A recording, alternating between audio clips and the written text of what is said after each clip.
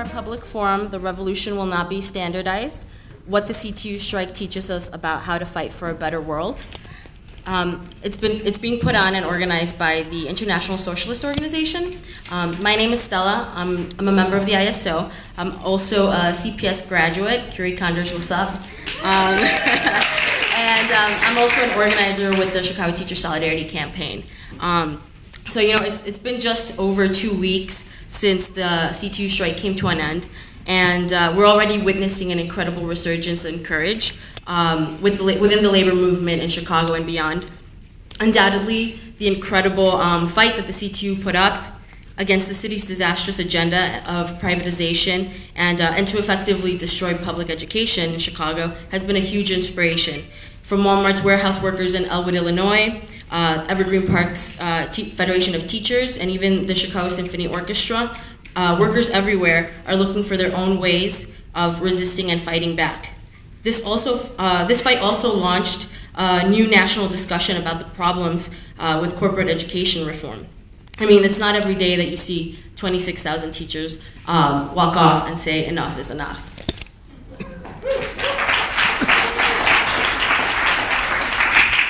So on the panel today, we have some amazing speakers, and they're still in the thick of it. They know the fight's not over, and they're gearing up for an even bigger fight coming down the line.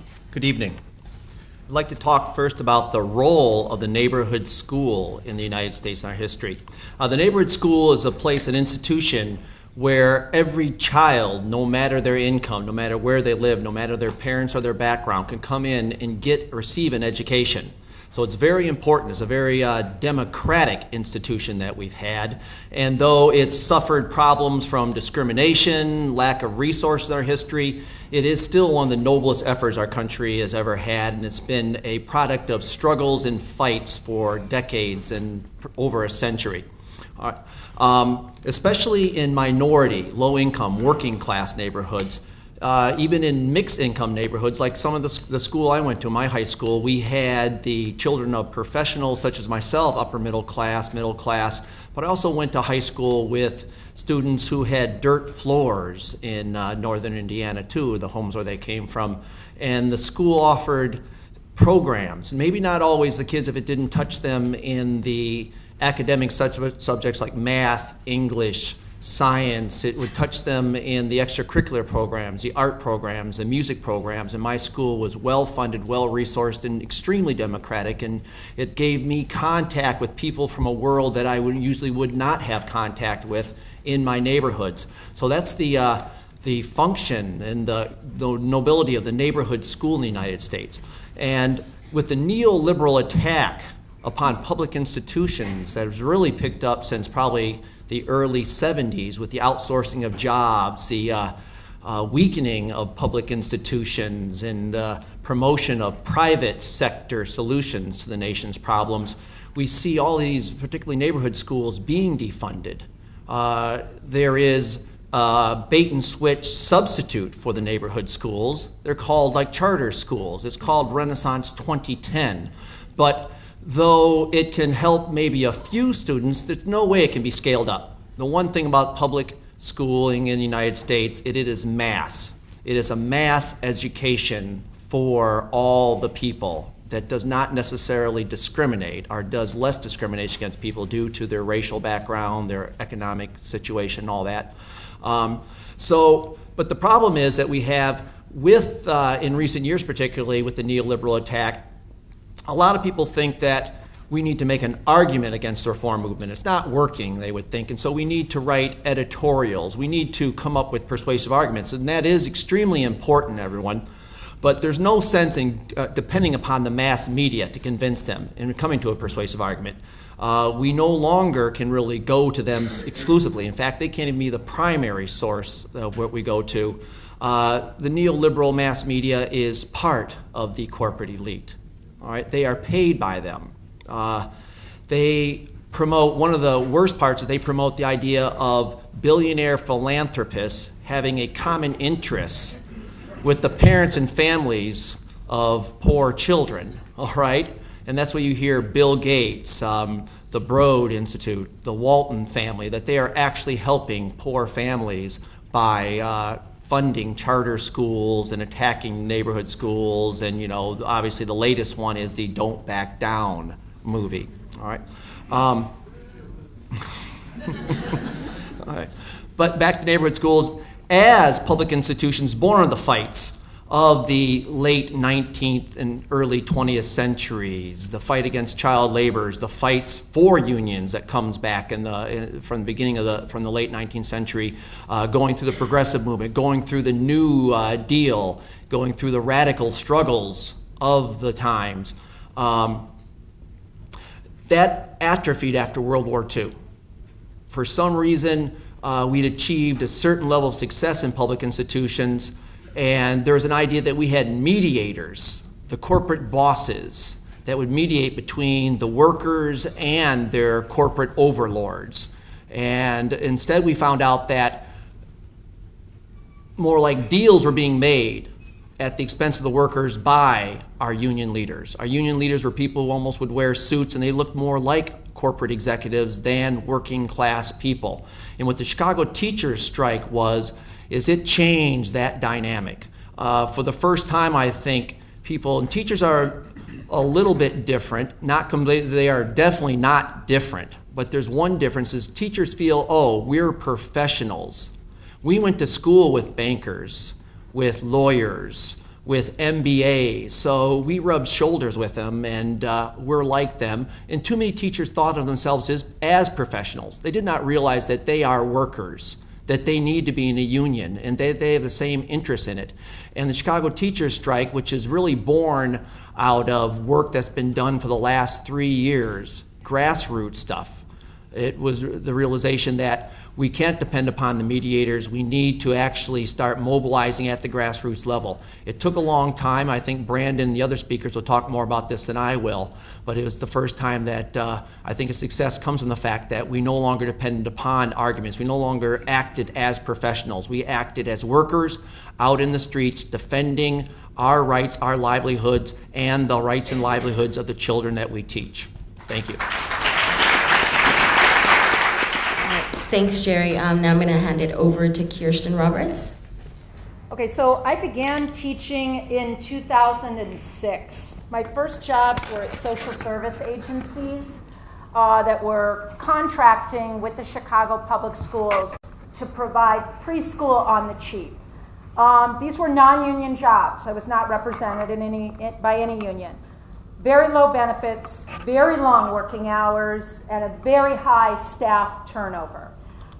These were also jobs working with some of the poorest and highest need kids in the city. I was teaching kids impacted by HIV and AIDS. I was teaching foster kids, kids with histories of some pretty extreme violent abuse, and kids with a lot of cognitive and physical impairments. And this combination of kids with the greatest needs being paired with the least experienced and lowest paid, worst compensated teachers is, of course, no coincidence. This is education policy in the United States, the richest country on earth.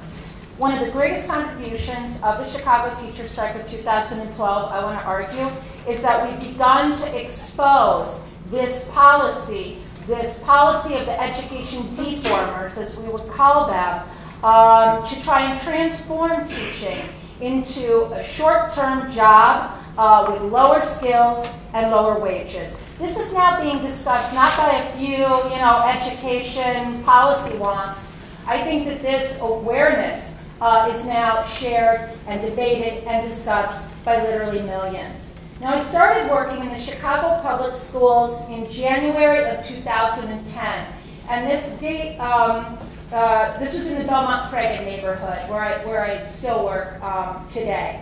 Now, this timing was significant. A month after I started work in 2010, in the winter of 2010, an article appeared in the Chicago Tribune laying out the neighborhoods with the highest foreclosure rates in the city. Belmont-Cragen was right behind Englewood, which was the leading neighborhood impacted by the foreclosure crisis. Now, the impact of this social crisis was felt and continues to be felt in our classrooms every single day. Children whose families have lost their homes suffer profoundly, as you can imagine. And they bring this suffering with them into the classroom. And this shows up in 1,000 different ways, from minor behavior problems due to the anxiety and insecurity that these children feel. But it gets a lot worse than that. And we have kids who, you look at it and it's clinical depression. It's not labeled as such, it's not treated as such, but there's no other words to describe it. It is clinical depression. At work, we refer to them, myself and my coworkers, as our recession babies. These are the kids who were born in the last 5 years in this city to moms and dads who have been laid off, who have their homes taken away from them, and who have all the so-called personal problems that result from that kind of economic devastation, drug and alcohol abuse, and brushes with the law, and prison, and all of that. Now, billionaire hedge fund managers and hotel heiresses seem to take a lot of glee in lecturing teachers because supposedly we use poverty as an excuse to explain away the culture of failure that we've created through a combination of, I guess, our ineptitude and our selfishness. This is the story, right? It's interesting then that the responsibility for the greatest economic downturn since the 1930s, a crisis that I think a lot of commentators and economists would agree was created in no small part by bankers and hedge fund managers and corporate America's insatiable greed. That responsibility isn't something they're willing to embrace. There's no cottage industry of well-funded think tanks that are lecturing financiers regarding the culture of failure inside investment banks. There's no politicians screaming for accountability and merit pay for CEOs. Instead of taking responsibility and preaching sacrifice for themselves, they instead look for creative new ways to divert public funds into their private coffers, through privatization schemes like charter schools, through taxpayer-funded bailouts to the tune of trillions of dollars, through job incentive programs, which rightfully should be called welfare for the rich. Thus robbing public schools further of the resources we so desperately need. Robbing the poor to pay the rich, and then having the nerve to blame the poor and the people who teach them and care for them for the very conditions that they, in fact, have created. Again, this is education policy in the United States of America, the richest country on earth. And the CTU strike, I do believe, has made a very important contribution to pushing these crimes, and they are crimes, into the public spotlight as well. Yesterday at school, we ran out of soap. We took the children to the bathroom, and then we lined them up to wash their hands, as we do every day. And we realized our pump soap was running out, and my heart sort of sank because I knew that I didn't have any more soap left in my supply locker. This is a small thing. It's a really minor thing, I know, but it's also a really big thing. See, we aren't provided soap in the bathrooms at my school. There isn't enough money in our budget to provide for basic supplies like that. So what we do is we beg our parents at the beginning of the year to bring us pump soap, and or we use our measly classroom supply budget, which is supposed to go for curricular materials, or we pay out of pocket for it. It's hard to explain to people who don't go through this every day, or maybe it isn't, maybe you will understand. But these are the daily sort of petty failures of our school system that add up and eat away at the souls of teachers and other adults in the system over time. Because the message is so clear. We don't matter. Our kids don't matter. We're not worth it. And if nobody had soap, of course, or there was some kind of horrible soap shortage in the country, it wouldn't be so painful. But it's so obvious that some people's children will always have clean hands. And they will have so much more than that. Some people's children will go to school with 7 full-time art teachers, and some will go to schools with none. Some children will go to schools where student-to-teacher ratios are about 9-to-1, and some children will go to kindergarten with 42 5-year-old friends and 1 teacher. Some children will get world languages, and they will get social workers and nurses and counselors and iPads and music class and libraries and recreational activities, and they will get beauty and joy. And some children will simply get tested, and they will get tested again, and they will get tested again, and they will sit in cold classrooms in winter, and they will sit in stifling classrooms during the summer months. And it's not hard to guess whose children gets the things that make school worthwhile and make school enjoyable and enriching, and whose children don't get those things. And again, this is education policy in the richest country on earth. The greatest contribution of the CTU strike, in my opinion, is that we highlighted this for all to see, that this is an injustice being perpetrated on our children. This strike alone could not solve this injustice. But by asserting that all children deserve what Rahm Emanuel and Penny Pritzker's children get, we have contributed to the building of a movement in no small measure that will be able to mobilize the kind of power necessary to take on these inequalities and inequities. Can I also mention that I've only taught 3 white children in the entire time I've taught? And I just think that's important to say and for us to talk about too. So now I really want to close by talking about power. When it became clear over the last year that the members of the CTU needed to prepare ourselves to strike, I was a little nervous.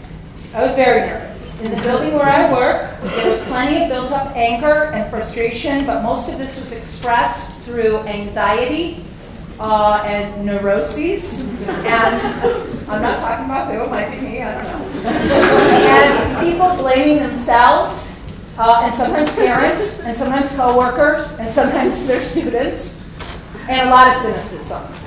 And I had a hard time imagining how this was going to change. I did not feel powerful, and I was certainly aware of the incredible power of the media and the billionaires and the politicians who are out to get us. At our first school-wide parent meeting at the beginning of last school year, my principal showed the parents and the community who had gathered there the movie Waiting for Superman. You know, talk about feeling completely under siege.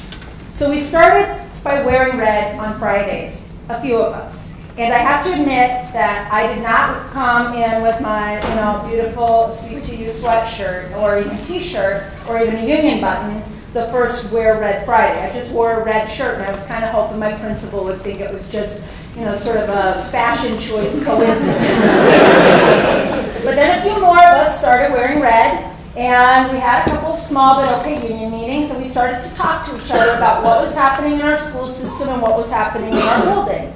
And we started to share some articles. Thank you, Lee, and thank you, Miss Katie, and thank you to the other writers who helped save our sanity on many occasions over the past couple of years.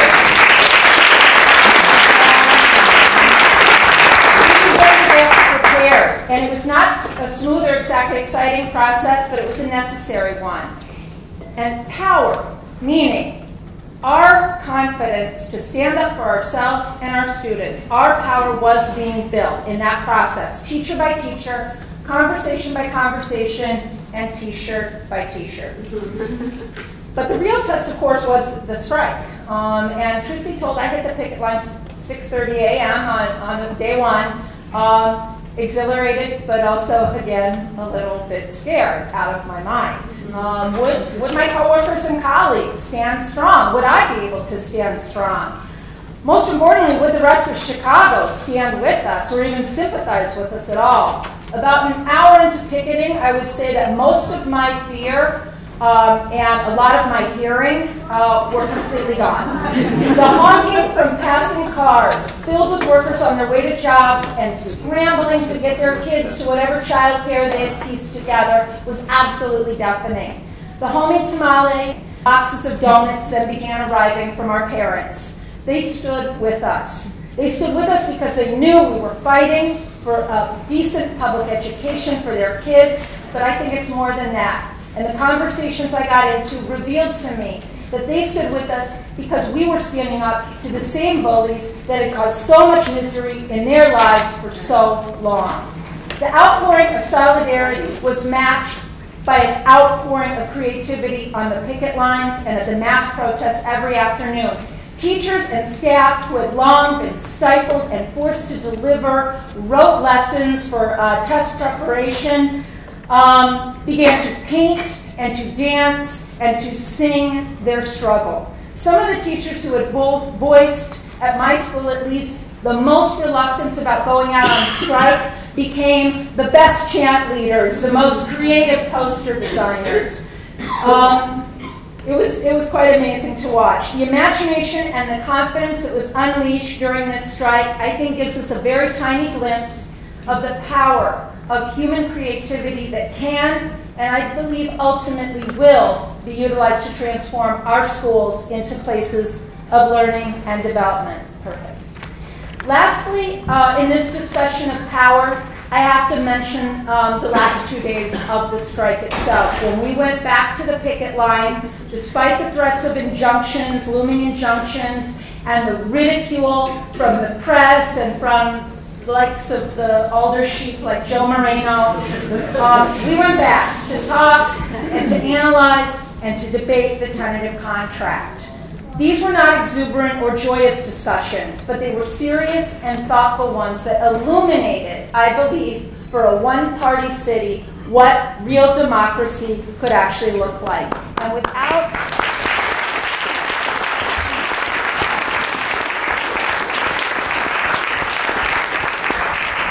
And I want to say, without this kind of democracy and ownership of our strike and its results, good and bad, warts and all, without that kind of ownership by the membership of our union, I don't think we'd have the power that we do today. But with it, we built the sort of knowledge, the sort of collectivity, and the sort of consciousness necessary for the next round of the fight. And as we all know, round 2 is coming, and we must prepare, and we've got to get a lot stronger than we were in round 1, because their side is also drawing lessons and learning and preparing. So, we all know round 2, one of the major things that's shaping up is the battle over school closures. And we'll talk more about that, I hope, in this discussion. But I just want to say in ending that I don't want us to lose sight of the significance of what it is that we are fighting for. And on that note, I'm just going to read to you from a letter that was written by the staff at my building. This was actually written by one of those reluctant strikers. This was sent home to our parents the day we returned from strike. I'm not going to read the whole thing, but if you want to, it's here. It's in English and Spanish. I'm just going to read an excerpt. We fought for the belief that all students can learn and all deserve high-quality public education. We fought for the right to safe, healthy, well-maintained school buildings. We fought for class size reduction because the number of students per teacher does make a difference. We fought to stop excessive student testing. We fought for more social services that our students need.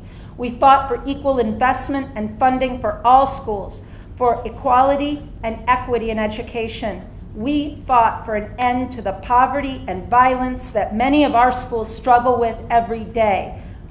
We also know we must continue to stay committed to the realization of these beliefs and rights. Thank you for not believing the negative ads run by billionaires who vilify teachers. Contrary to their negative message, our students are the winners, not the losers. With much love and respect for your children, for you, and our community, the staff of the Belmont Cragen Early Childhood Center. Thanks, Kirsten. And now, Brandon Johnson. When Mr. Skinner finished speaking, talking about how union bosses dress like the elite, I suddenly feel a little bit overdressed. So, all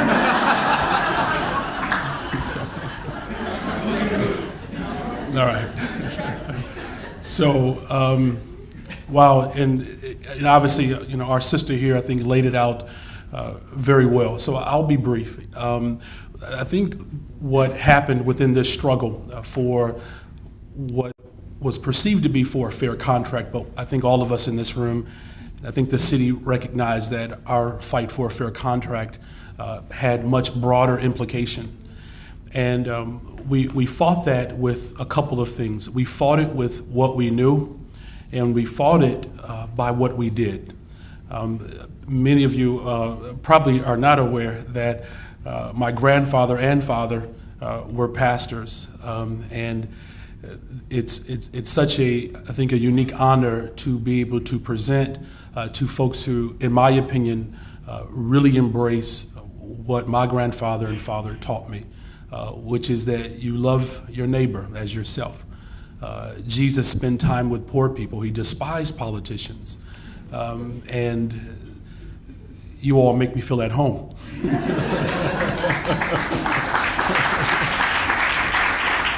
I do know by every moment that I continue to speak, my chances for being governor continue to get compromised. I'd vote for you.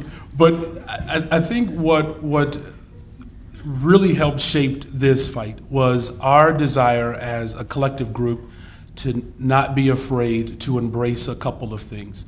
That this fight very much is a fight for the soul of what is one of the most delicate public systems that we've ever known in America. Because this system works with the most vulnerable, which are our children. And I promise you this is the last scripture. But Jesus was very sensitive when the disciples began to rebuke children, and he chastised the disciples for doing such a thing. And so when you look at how the billionaires remind me of these individuals who somehow do not value poor people, do not value children, that you can obviously hear how sensitive I am to this. And so as I begin to organize, and it became very apparent to me that not only was this an attack on black and brown children, this was also very much an attack on the black middle class in particular. One of the things that became very obvious to me is that when you close a school in a black community, the folks that tend to work there look like me. And in 1995, 45% of educators were black, and now we are down to 19%. Black males only comprise of 1.7% of the teaching population.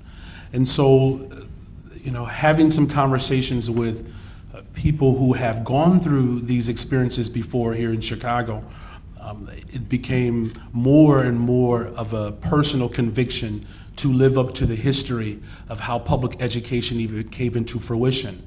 Because after all, we do know that public education was a black idea. That's a good opportunity for you to cheer.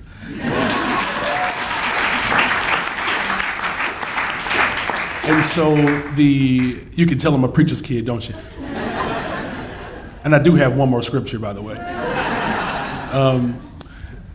Well, you all converted me, I'm just saying. So, but when you reflect on that idea that one of the very simple hopes that ex-slaves had was the opportunity to actually read, where slaves, when they were essentially destined to be indentured servants for an extended period of time, they withheld their labor, right, in order to actually have books and material and things that could actually help the race advance. And so there's an incredible history there. And met some folks here in Chicago, Dr. Grady Jordan, who I have to give credit to because he called me into a room and made the conversation very real to me, that the buildup in the 60s and 70s of black educators that eventually led to Harold Washington's election, that history is now being threatened. And he challenged me. He says, what are you going to do about it? And that was an incredible burden, of course. But I think what is very clear to, I think, all of us is that we cannot be afraid to say black and poor. What has to be, as we learn in our classrooms, that we have to be very intentional on how we deal with these things. And I know there are some people that get uncomfortable when you use such strong language. No one wants to associate the city of Chicago with an apartheid South Africa. No one wants to associate the west side of Chicago with the Congo. That here in America, that could not be the case, could it? But you and I know very well that these conditions in which our children are exposed to every day are gross and humiliating. Where our children, thank you, where our children are expected, as our ancestors were, to enter in through the back, but yet still have to pay at the front. And when we talk about this overemphasis of testing and how racist these policies are, where policies come into our communities and crap all over the community, and then they smear the crap around us and say, you need to be more accountable with your crap. You know what I really want to say. That dog on YouTube. And you need to raise your crap better. These folks will come in and lecture our families on how to handle our crap, and then they crap on us even more. And so what we've been very intentional and deliberate in is we've exposed the fallacy of this so-called reform movement. And as we begin to inject and insert the ideal of racism and how real it was, that began to change the conversation here in Chicago. We know that 66% of the families who have children in the public school system supported our strike. That number was higher within Black and brown communities.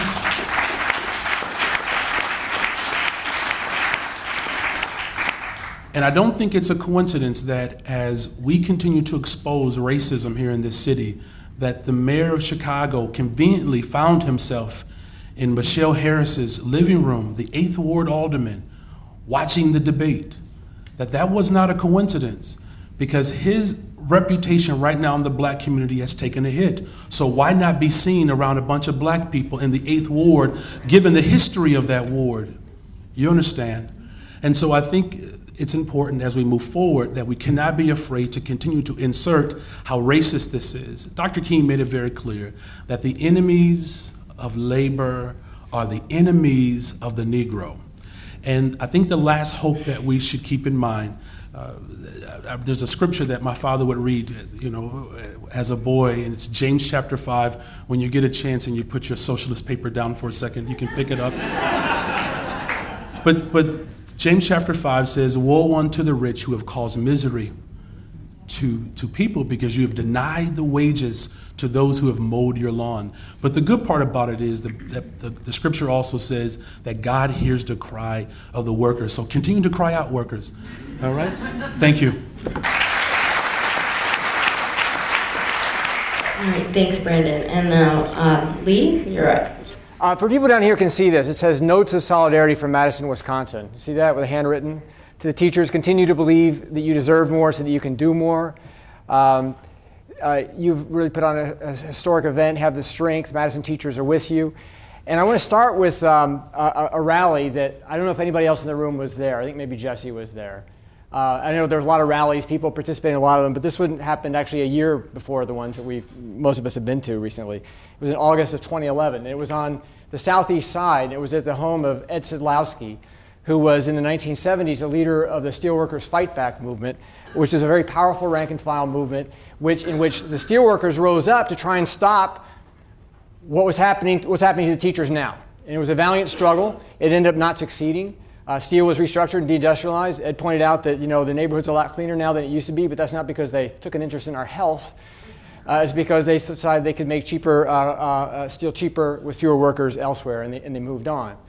And the meeting was really special because it brought down teachers from Wisconsin, public sector workers from Wisconsin. Joe Conway, the president of the Madison Firefighters Local, was there, who was really the heart and soul of that struggle. Eric Cobb, then building trades director, was there. Peg Coyne, president of the Madison Teachers Union, was there. And Ed Sidlowski, the younger, who was there as an AFSCME organizer, and his highway department group that he organized was also instrumental in the early days of the struggle and making sure that people got fed and things got going. And really what it represented was a passing of the torch. Karen Lewis spoke and gave a militant speech, and the reporters all went up to her saying, "Are you going to do in Chicago what you did in Madison? Is that what's going to happen here?"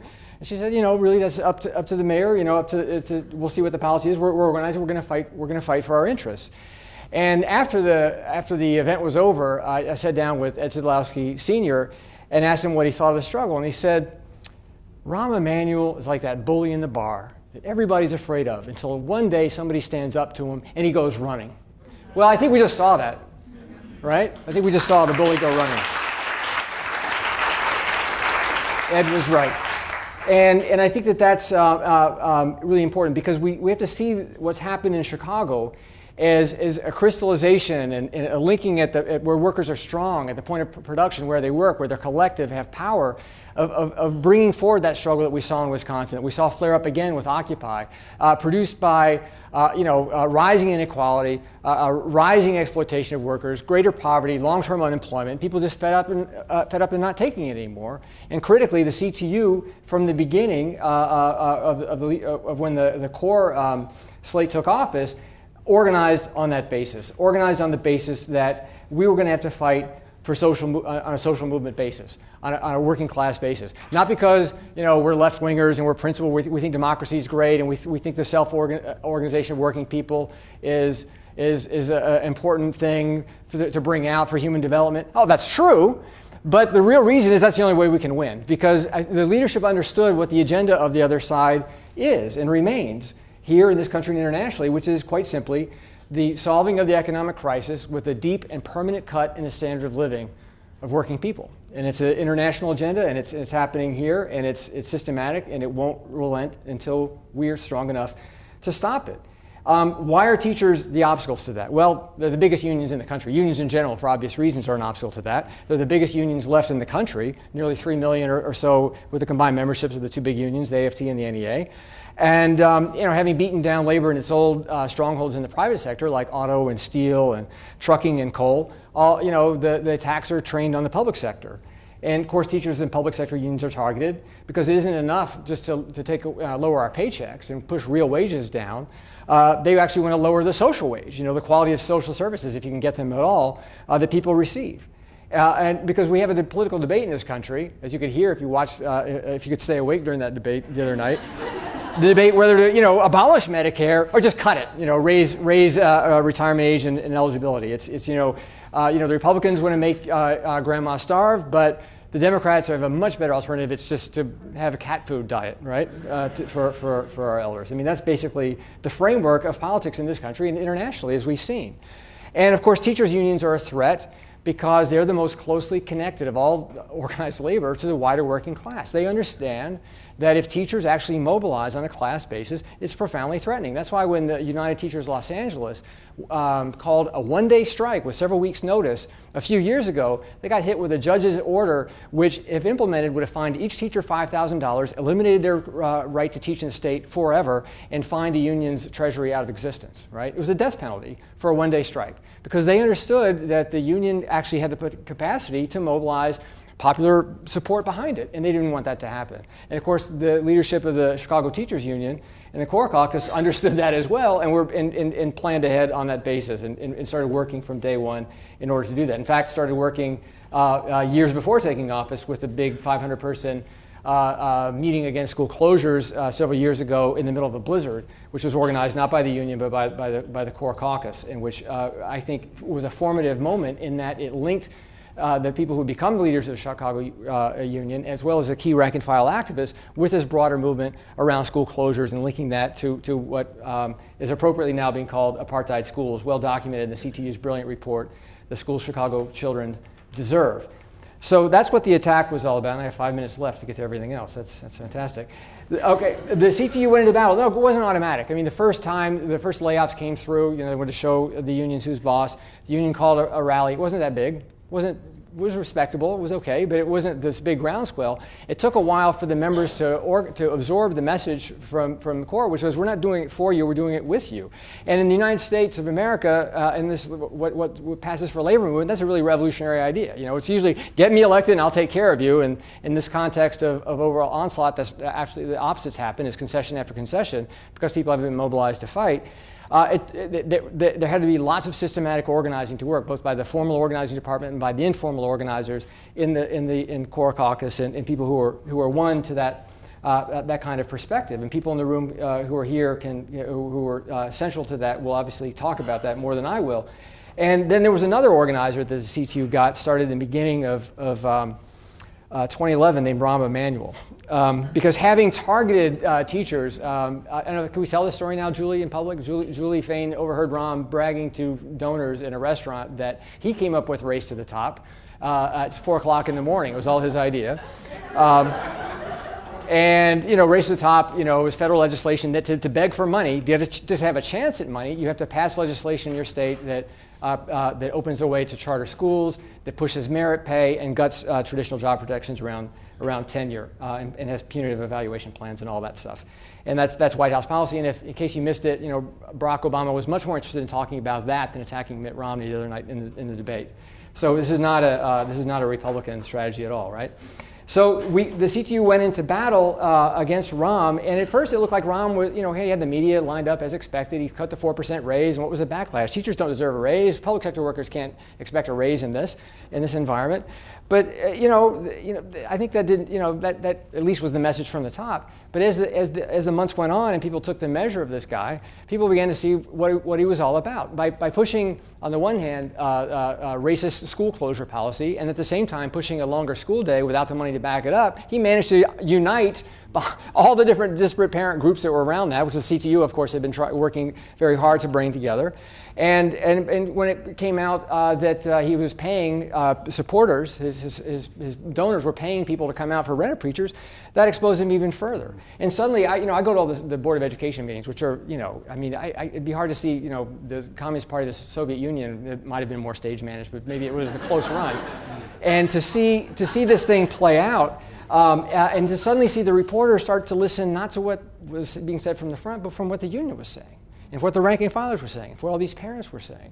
And to watch Penny Pritzker, it's sort of I guess the 21st century of Marie Antoinette let them eat cake, sitting on her BlackBerry, texting Rahm or checking her stocks or something, while people were getting up, pouring their heart out about their schools being closed. It was enraging. It was absolutely enraging. And what's happened in this strike is that understanding of what you could see in that room went citywide. It went everywhere because people recognized that this was them.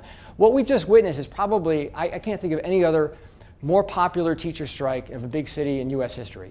Can't think of a one. In fact, the CTU did an enormous amount to heal the wounds that were opened up by its parent unions, American Federation of Teachers, back in 1969, when teachers went on a strike on a frankly racist agenda against African American community control, and had a devastating impact on subsequent abilities for teachers' unions to form community alliances and open the way for these mostly, virtually all white billionaires, and pushing their attacks on teachers' unions today. And by situating themselves as part of this wider working class struggle, the Chicago Teachers Union really made a breakthrough. It was something I've never seen. I've been active for 30 years in the movement. I've never seen anything like the May 23rd rally at the Chicago Theater. I've never seen anything like the downtown rally on day 1, day 2, and all the other examples that people can point to. I've never seen, 5 cop cars in an hour, going by honking and waving at teachers on picket lines. I mean, you've seen there's something transformative. And if you wore your red T-shirt around town, everyone assumed you were a teacher, thanked you, tried to buy you a beer if you're in the bar or something like that. It was a real movement. Anyone who was involved at all at any level could understand that. And in the end, the teachers union won a settlement which I consider to be a hands-down victory. Yes, there were some concessions in it, but in this environment overall, with austerity, we're not yet big enough to win everything. We're not quite strong enough to get everything we wanted. But they held line. If you don't believe me, read the Wall Street Journal when they want to point out that Rahm failed to get what they got in Denver and Washington D.C. and a jerk like Tim Daly of the New Teachers Project is all upset about this twisted provision that manages to just stop the fast track termination of Chicago teachers under the U contract. Holding the line on that stuff was key, especially considering the fact that the American Federation of Teachers 2 years ago gave up all these things, gave up merit pay, gave up tenure protections, and so forth. This was a place to first draw the line. And the agenda of wiping out public schools is proceeding incredibly fast. It's an accomplished fact in New Orleans. They're 80% the way in Detroit, and Philadelphia is next. They want to do that here, not entirely, because Chicago's not as poor as those cities, but 100 schools are up, right? That's going to be churn and burn the neighborhood schools for all the reasons that other speakers have said, and hand them over to charters. And anybody who doubts that, read the John Cass column just after the strike. We interviewed Juan Rangel, who runs the UNO charter school adjunct to the Democratic Party, and Reverend Meeks, also, who is a big charter advocate. So that's the agenda. That's what's there, and we're going to have to take a stand against school closures. We have to turn to that immediately. But I'll close on something wider, though, on this question of the wider labor movement, back where I started, because what was great about that rally wasn't just about the passing of the torch from Wisconsin to Chicago. It was also about the continuity of struggle in this city and elsewhere. In 1937, the year the CTU was formed, after a 40-year struggle to unify the previous efforts of building a teachers union, was also the year of the Memorial Day massacre, when steelworkers who were at a picnic were shot down by the Chicago Police Department. Right, and that's the tradition that the CTU was building on and reviving. This was consciously done. This was not something that was accidental. This union is led by people who are steeped in that tradition and steeped in that politics and are committed politically because they understand what the agenda is. You know, the IMF and the European Central Bank and so on can come into Greece and dictate without law a plan for Greece. The same thing can be done in the state of Michigan. You know, if democracy is an obstacle to this agenda, so much for democracy. They're going to keep coming at us until we stop them. And unless and until the rest of the labor movement absorbs this lesson of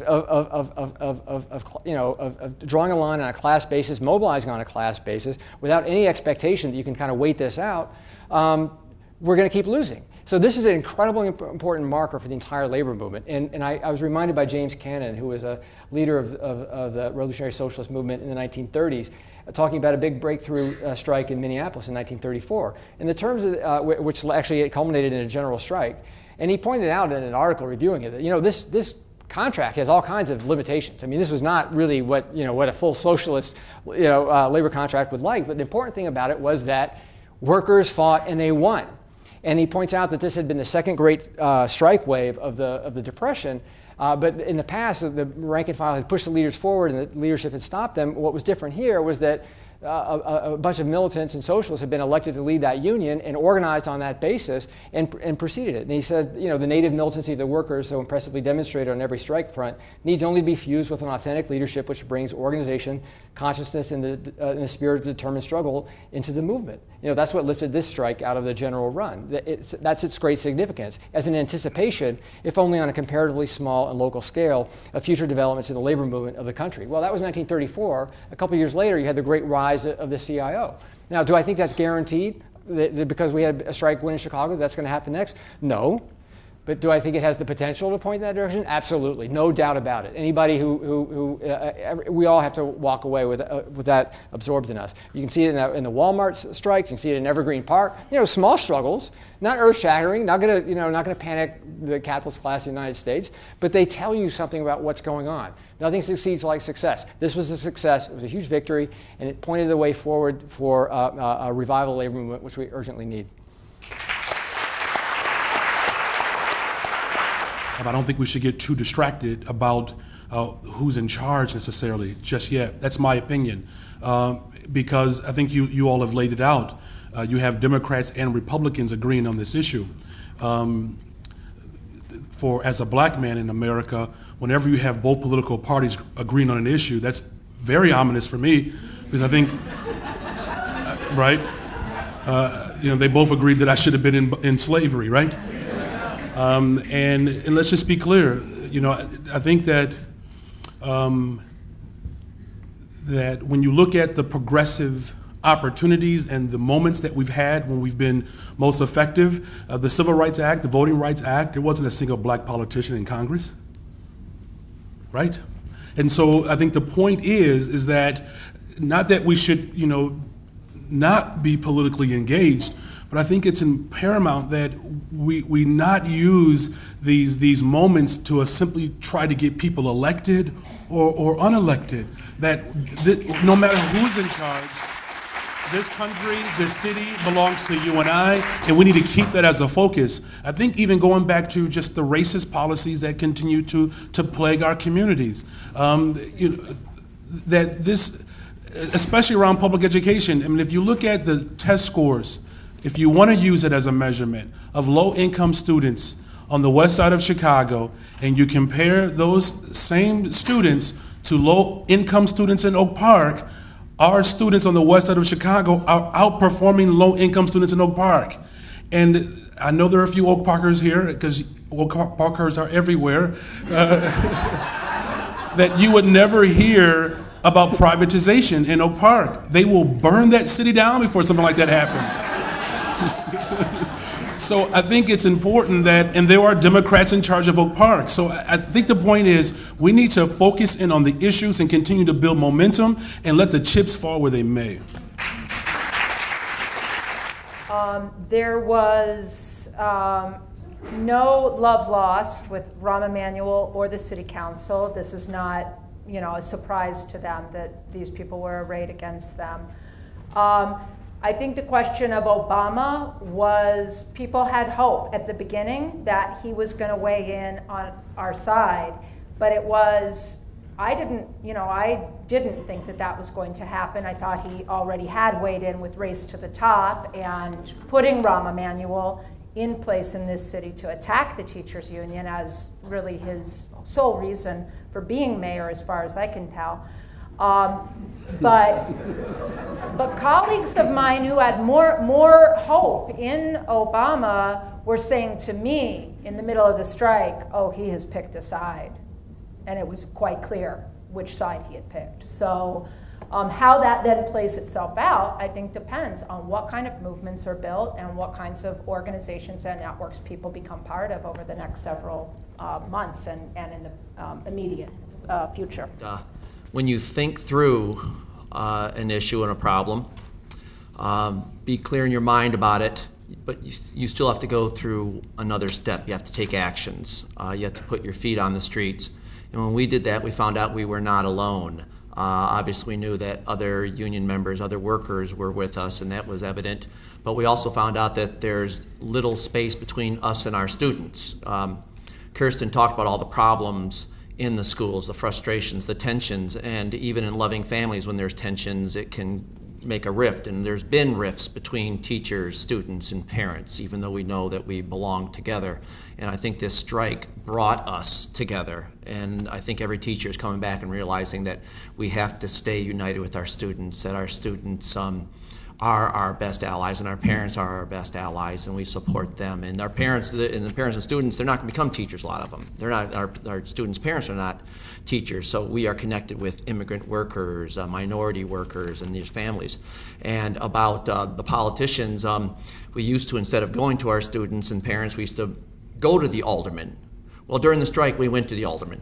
But this time we went with 150 people in signs saying, today we strike, tomorrow we vote, and that we will rate our alderman at the next election. And our alderman was very scared, 31st Alderman Ray Suarez, and I don't know, we haven't seen him, but he used to be at the schools quite often trying to get photo opportunities with the students, but I think next time he comes into our school, it's going to be for a different reason. Thank you.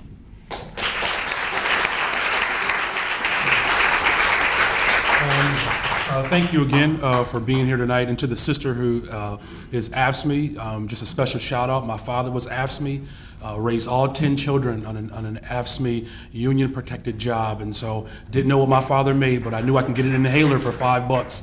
And so my brother was able to breathe because my father worked. How about that? And so I think the sister who asked a question about just sort of this black-brown connection, you're absolutely right that there is a history, or there will be an attempt to separate the groups. And so we have formed a black caucus within the union. A couple of our members are here tonight. We are in conversations with our Latino brothers and sisters, because black and brown teachers combined only make up 35% of the teaching population. And so blacks were around 19% and Latinos hover around 14-15%. So we definitely see there's an opportunity for us to blend our issues and our concerns. And so there will be a Latino caucus coming to a city near you, one that actually works. I think it's important too to keep in mind, as brothers and sisters have laid out, that these issues and these concerns, these dire circumstances that our children are in daily, reflects the overall societal problem. Walmart, $4.4 billion profit last quarter. I met a man after the strike who worked for McDonald's for 26 years and has nothing. And he sends his children to my classroom every day. There is a broader struggle, and he found inspiration in what we've done. And so I think that we need to make sure that the divisive nature by the political structure that wishes to infiltrate this movement, that we remain vigilant. In terms of moving forward, you all, they're going to really move forward on these school actions. Get there is all I can say. Get there. Find a school, find a neighborhood, find a family, get a red scarf, and get ready to lay our essentially, you all, to lay our lives down for this. Dr. King stood on the balcony and took a bullet in the face for sanitation workers. What side of the balcony will we be fighting on here in Chicago? Will we continue to look from afar, or will we put ourselves right on the front line to ensure that black and brown children continue to get the type of services that are necessary for their development and growth? And so I say game on, let's amp it up a little bit, and let's get rid of those folks who don't care about us ultimately, all right? My quick story is when Brandon and I were chatting before the meeting, he was saying that the one reason he's sort of sorry that he left teaching to go work at the office was that he didn't get to go back that first day back after the strike. And it was an amazing experience. The first amazing thing was walking into the building and seeing my principal with her little jaunty red scarf with little welcome back care packages for all of us. That was special. I could go on about that, but I won't. The better thing was when I opened my mailbox and there was a little card. And it was a card that said on the front, it said, "Teachers touch lives." And on the inside it said, "We finally did it." And it was signed by a woman who I just began working with about 3 weeks prior. She is what's called a parent worker, which are low-wage workers. They're represented by SCIU in our buildings. They have very few benefits. Dues are taken out of their paycheck by a union, but they are basically at-will employees. These parent workers came in as our assistant teachers this year. They took good full-time paying positions, assistant teacher positions, and turned them into these parent worker positions.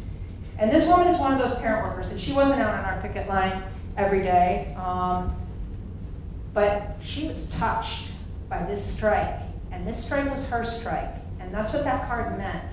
And I think that is really, it's what I remember.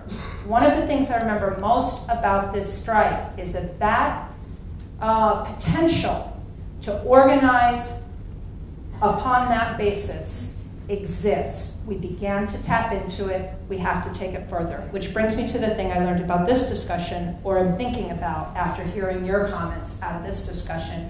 It does seem to me that the key task we face now is how to build stronger organizations, stronger unions, top to bottom, strong bottom to top, both.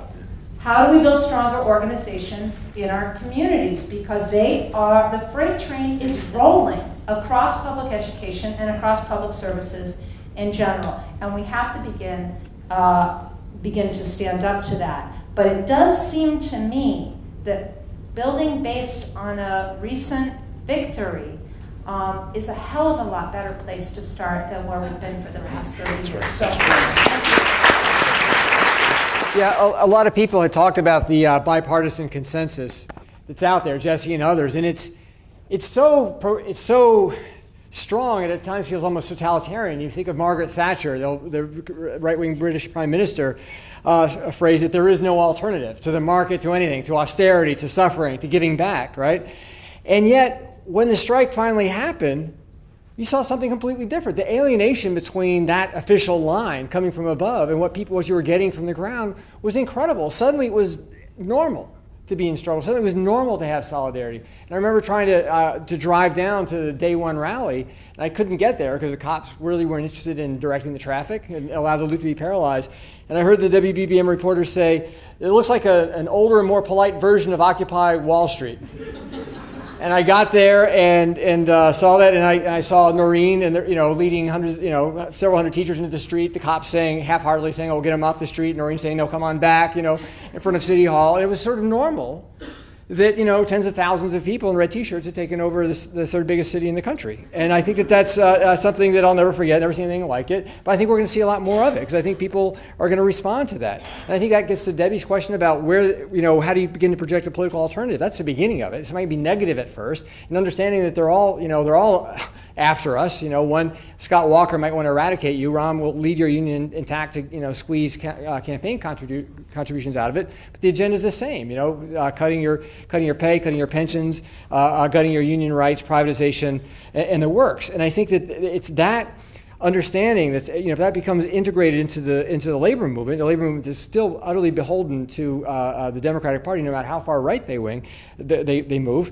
That is the beginning of projecting a political alternative, and that to achieve that, we have to generalize the lessons of the strike, which not just means about this immediate strike, as crucial as that is. All the organizing, external, internal, all that has to be systematically brought out in the entire labor movement and generalized, but also that linked backward into the tradition from which it came, which is that of class struggle unionism. And if you look at that, which rejects partnership with the boss, rejects class collaboration, as they used to call it in the old days, but it actually looks towards the powers of workers themselves and understands there's a fundamentally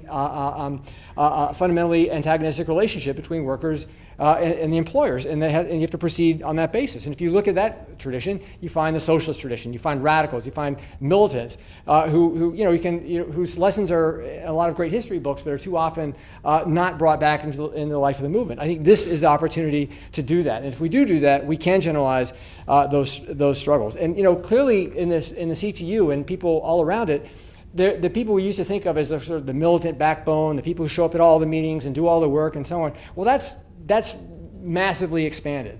And it's not organized. People might not even know the difference between one caucus or the other and so on, but they're ready. And I saw that in my son's school, Disney, which is the quintessential old guard school. The president who came in 1995, who came from that school, in 1995, gave away everything in terms of reform. And I've watched that chapter transform itself. It's an important place. It's one of the biggest schools in the city, and to go on the picket line and watch these women teachers. I was talking with teachers, and they talked about how good we have it here. We have all this extra funding and so on. But you know what? When they come out with a school closures list, we all have to be there. And it wasn't me saying that as the socialist there. It was they were saying that. And I finally got into the school to volunteer yesterday. I was dying to get back in there since this strike ended. And I tell you, everybody looks a lot taller. And I went into with my copies of Socialist Worker to put in a discreet envelope to hand to all my picket line pals. And the school clerk, who I'm friendly with, said, you really can't put that in there because that's CPS material. So give it to me. I'll make sure they all get it. Right?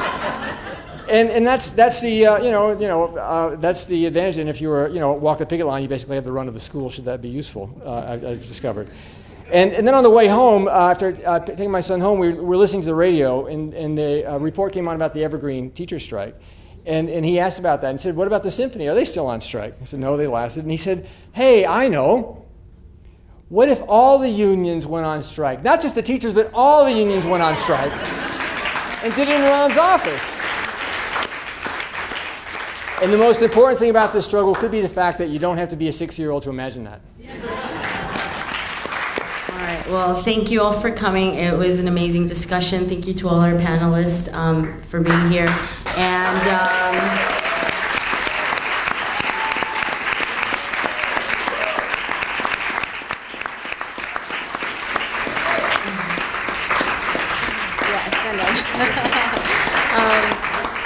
on your way way out, please pick up a flyer for our Midwest Conference coming up November 10th. We are going to have panels on school apartheid and the new Jim Crow, socialism, women's liberation, and labor, the 1%, and the Democratic Party, just to name a few.